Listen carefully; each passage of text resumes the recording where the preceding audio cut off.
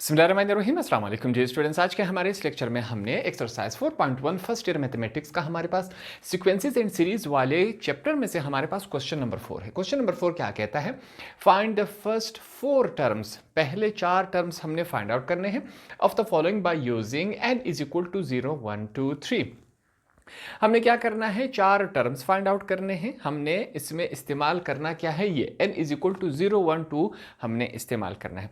Same वही process apply होगा जिस तरह हमने पिछले पार्ट्स में किए थे, पिछले क्वेश्चंस में किए थे। तो यहां से स्टार्ट करते हैं क्वेश्चन के हमारे पास 2 हिस्से हैं। पहला हिस्सा ये रहा, दूसरा हिस्सा ये है, इनके बीच में कॉमा है, ठीक है। तो हमने इस वाले हिस्से पर काम करना है। देखते हैं हमारे पास क्या आता है।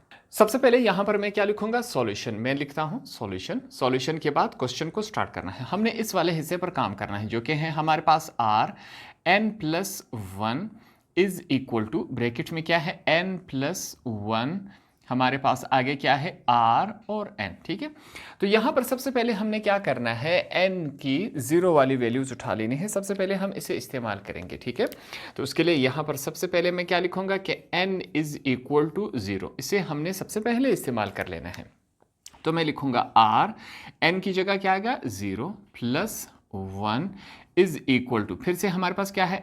n की जगह हमने 0 लगा देना है। 0 + 1 हमारे पास r है, n की जगह फिर से क्या आएगा? 0। तो मतलब क्या हुआ? जहां जहां n आ रहा था उसकी जगह हमने n की वैल्यू पुट कर दी, जो कि हमारे पास क्या है? 0 इस दफ़ा हमने ली है। तो ये शक्ल में बना।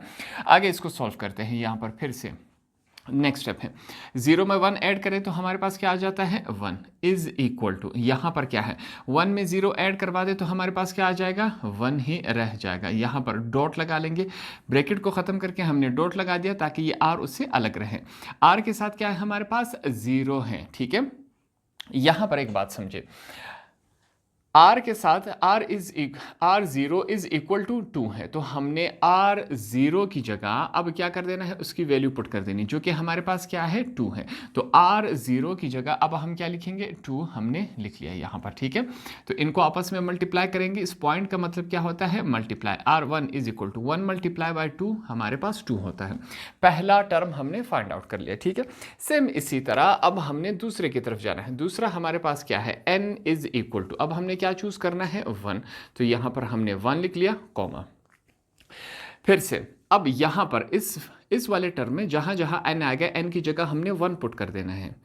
r n की जगह हमने 1 लगा देना है, +1 है, ठीक है। इसको देखते जाए, हम सॉल्व कर रहे हैं।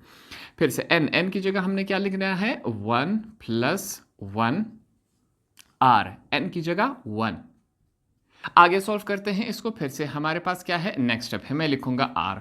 1 + 1 कितने होते हैं हमारे पास? 2 हो जाते हैं, इज इक्वल टू 1 + 1 कितने होते हैं? 2 होते हैं। इसको मैं ब्रैकेट में ही लिख लेता हूँ।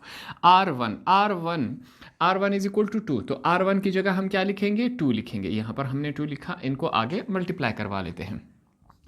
r2 is equal to 2 multiply by 2 क्या होता है? 4 होता है। ये हमने यहाँ पर लिख लिया। आगे चलते हैं। हमने क्या लिखा है? n इज इक्वल टू, अब n की जगह हमने क्या पुट अप करना है? 2। हमने यहाँ पर 2 पुट कर लिया। देखते हैं हमारे पास क्या आता है। फिर से अब इस फार्मूले में जहाँ जहाँ n आएगा उसकी जगह हमने 2 पुट कर देना है। मैं लिखूंगा r, n की जगह 2 + 1 पहले से मौजूद है, इज इक्वल टू n की जगह 2 + 1 r हम लिखेंगे। n की जगह अब हमने क्या पुट अप करना है? 2 इज इक्वल टू, हमारे पास क्या है? सॉरी, ये क्या है? नेक्स्ट स्टेप है। अब यहां पर आगे चलते हैं। मैं लिखूंगा r, 2 + 1 कितने हुए? 3। हमने 3 लिख लिया। 2 + 1 कितने हुए हमारे पास? 3। यहां पर r2 इज इक्वल टू 4। तो यहां पर हम 4 लिख लेंगे। नेक्स्ट स्टेप में हमारे पास क्या है? सॉरी, यहां पर इज इक्वल टू लाजमी आएगा। r3 इज इक्वल टू, इसको थोड़ा सा मैं करेक्ट कर लेता हूं। यहाँ पर हमारे पास ये इस शक्ल में r3 is equal to 3 4 are 12 होता है। क्वेश्चन में हमसे कितने टर्म्स मांगे गए थे? 4 टर्म्स मांगे गए थे। 1 2 3 हमने फाइंड आउट कर लिया। 4th वन हमारे पास यहाँ पर क्वेश्चन में ही मौजूद था। एंड में हम क्या लिख लेते हैं? यहाँ पर फिर से हम लिख लेंगे रिक्वायर्ड टर्म्स आर, जो हमसे पूछा गया था क्वेश्चन में, वो हमने यहाँ पर फाइंड आउट कर लिया, जो कि हमारे पास क्या है? यहाँ से स्टार्ट करते हैं। 2 2 4 12, ये हमारे पास वो 4 टर्म्स है जो कि हमने इस वाले टर्म से निकाल के दे दिए। सेकंड पार्ट हमारे पास इस फॉर्म में है, सेम उसी प्रोसेस से सॉल्व करेंगे जिस तरह हमने इसका पिछला पार्ट किया था। तो यहाँ से स्टार्ट करते हैं। सबसे पहले मैं क्या लिखूंगा, सॉल्यूशन। मैंने सॉल्यूशन लिख लिया।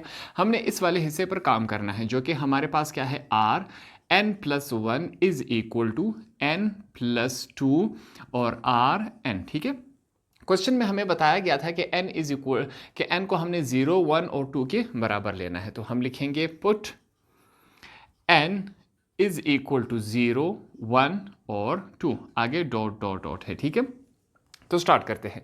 सबसे पहले हम कहेंगे कि हम n की जगह क्या पुटअप करेंगे, 0। 0 से स्टार्ट लेते हैं, तो n इज इक्वल टू 0। देखते हैं हमारे पास क्या आंसर आता है।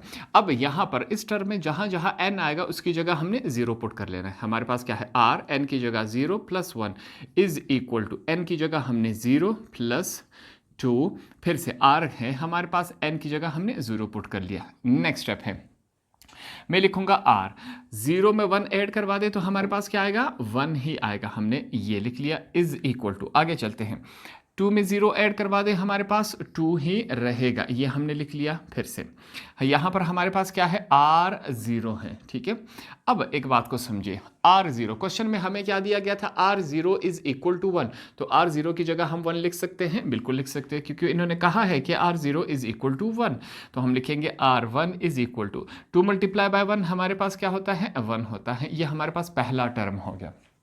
आगे चलते हैं। अब हम क्या कहेंगे कि हमने इस दफ़ा क्या करना है, n की जगह हमने 1 पुट कर लेना है।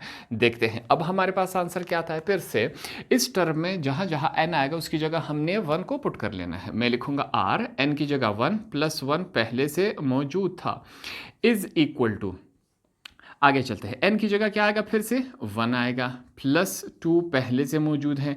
मैं लिखूंगा r, n की जगह 1 हमने लिख लिया। नेक्स्ट स्टेप है हमारे पास, मैं लिखूंगा r, 1 प्लस 1 कितने होते हैं हमारे पास, 2 इज इक्वल टू, हमारे पास 1 प्लस 2 3 होता है।